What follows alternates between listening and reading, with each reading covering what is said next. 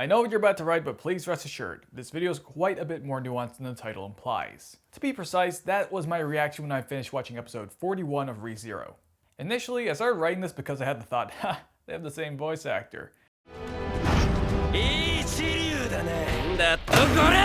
Which is also one of my favorite things to do when it comes to voice actors in anime and cartoons. Like really, you can't imagine how much I was grinning when I heard Yu Nishinoya's voice for the first time in Haikyuu. But like other characters that Nobuhiko Okamoto voices, the voice is where the commonalities end. You know what isn't voiced by Nobuhiko Okamoto? That's right, our merch! Check it out in the link below. Yes, Bakugou and Garfield... Sorry, I keep calling him Garfield. It's really not helped by the fact that his transformation is a giant cat. Okay, yes, they're both loudmouth angry characters, but the reasons for them being that way are drastically different, and it's really why my opinion on Garfield's taken a U-turn, and my opinion on Bakugou hasn't, for the most part. Garfield Tinsel is probably one of my favorite secondary antagonists to come out of anime in recent memory. And this really does come back to one of my favorite things about ReZero.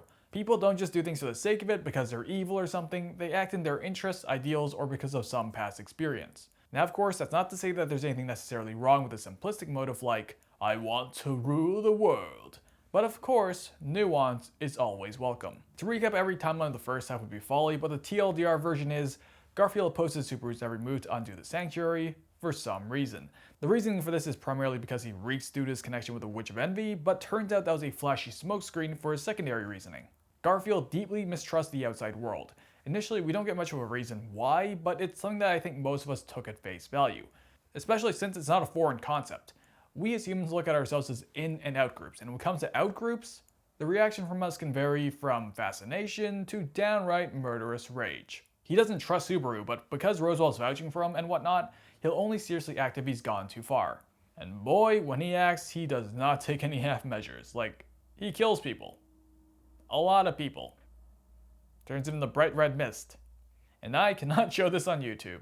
At the start of the second core, we get to the bottom of why Garfield is the way he is. Turns out his mom went off to search for his father, but never came back after an accident. The episode makes it pretty easy to sympathize with him in this situation, especially after seeing him endure the trial of the sanctuary as a child.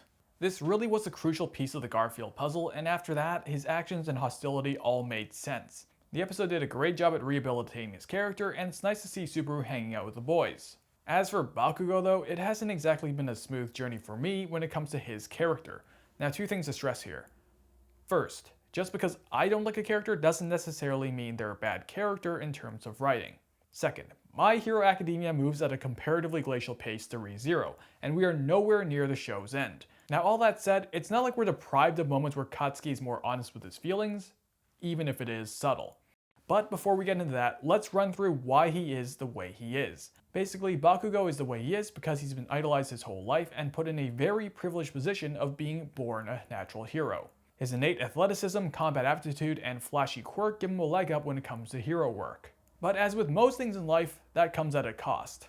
This all gives him a serious superiority complex, and on top of his aggressive nature, tendency to combust at the slightest insult to him or his pride, and urge to say the edgiest thing possible, he's just not very approachable.